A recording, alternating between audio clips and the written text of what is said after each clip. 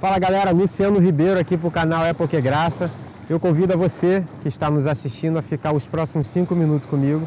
Eu gostaria de conversar com você acerca da afirmação do apóstolo Paulo, que diz lá em Romanos 6, que nós já estamos mortos para o pecado.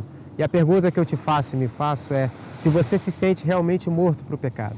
Se você ainda já deixou de sentir as pulsões do pecado ou se o pecado ainda é uma realidade e você ainda não consegue compreender o que o apóstolo Paulo quis dizer sobre estar morto para o pecado.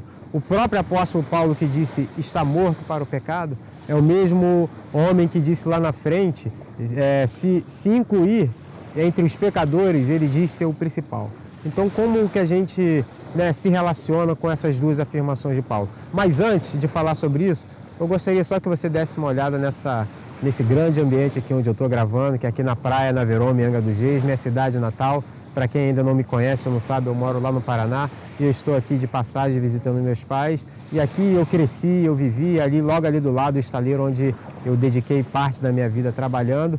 E eu não pude deixar de vir gravar nesse lugar maravilhoso, nessa natureza linda. A própria Escritura diz que os céus proclamam a glória de Deus e o firmamento anuncia a obra de suas mãos. Paulo diz em Romanos capítulo 2 que a própria natureza, ela testifica e testemunha sobre a existência de Deus. Então, que você possa dar uma olhada nesse local e saber que tudo isso é obra e criação de Deus. Então, logo depois da vinheta a gente volta. Um abraço.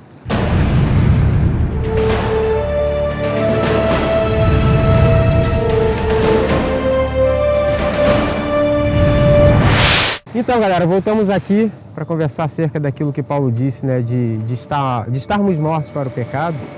E a reflexão que eu faço, e talvez você deve se fazer muitas vezes, é quando nós olhamos para nós mesmos, nós vemos que isso de fato ainda pode não ter acontecido, Paulo afirma estar morto para o pecado, mas nós sentimos essas pulsões dentro da gente, dia após dia. E durante anos, muito tempo, eu passava por esse texto e não conseguia compreender a dimensão do que Paulo falava acerca de estarmos mortos para o pecado. Primeira coisa que eu gostaria de conversar com vocês hoje é que essa questão de pecado e graça que o apóstolo Paulo frisa muito nas cartas aos Romanos, aos Coríntios, é que na verdade Paulo está falando de um estado. As Escrituras diz que através de um só homem, ou seja, através de Adão, todos pecaram. Quando Adão pecou, parece que a raça humana inteira foi contaminada. Parece que isso mudou geneticamente o nosso DNA e qualquer pessoa que seja, que nasça, ela já nasce sobre esse estado pecaminoso. Quando Cristo Jesus veio e se entregou por nós, na verdade Ele estava dando a sua vida para que esse estado mudasse, para que a nossa sorte mudasse. A partir da cruz, o estado em que passamos a viver é o estado da graça.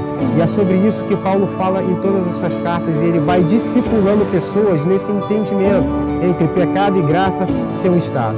Daí Paulo afirma que ele está morto para o pecado, ou seja, Paulo está dizendo que ele está morto desse estado e que a crucificação de Cristo foi algo tão poderoso na vida dele que transportou ele do império das trevas para o império da sua gloriosa luz. É essa questão que Paulo diz. Para a gente ilustrar um pouquinho melhor sobre o que Paulo está dizendo, nós vamos voltar um pouco lá atrás, no livro de Êxodo, capítulo 11, 12, se eu não me engano, quando Deus chama Moisés e diz que Deus vai lançar a 10ª praga sobre o Egito. E essa praga seria a morte, que passaria em todas as casas, matando todos os primogênitos. Então, naquele dia, a morte passou e todos os primogênitos foram mortos, exceto os primogênitos que estavam dentro da casa, cujo o sangue do cordeiro estava sobre os umbrais da porta. E o que isso tem a ver com o que Paulo disse estar morto para o pecado? É exatamente a mesma coisa. O sangue sobre o umbral da porta representa hoje o sangue de Jesus. Quando a morte lá no Egito passou e deu de frente com o sangue, ali ele não enxergou ninguém. Quando foi para uma outra casa em que o sangue não estava sobre o umbral, a morte ali entrou e matou. O que Paulo está dizendo é que quando Jesus foi crucificado e nós entramos nessa fé, pela fé, entramos nessa dimensão de entendimento de que o sangue do Cordeiro me purifica de todo o pecado, na verdade eu já estou morto para a morte. É exatamente assim. Por que nós complicamos muitas coisas? É que nós queremos olhar o Evangelho através do nosso olhar, através de nós para Deus. E quando, na verdade, nós devemos usar Jesus como a chave interpretativa de todo o Evangelho. Na verdade, toda a vida, toda a criação, o Evangelho, é de Deus para nós, é uma decisão que Deus teve em perdoar o homem.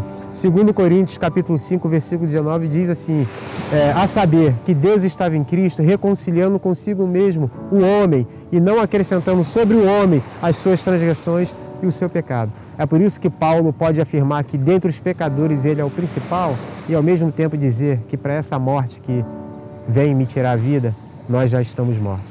Eu espero que você tenha entendido e espero mais do que entender que você de fato tenha crido no Evangelho, tenha crido que a crucificação de Cristo te livrou do pecado e da morte e que o próprio Cristo foi o responsável de te tirar do império das trevas e te transportar para o império da sua gloriosa luz.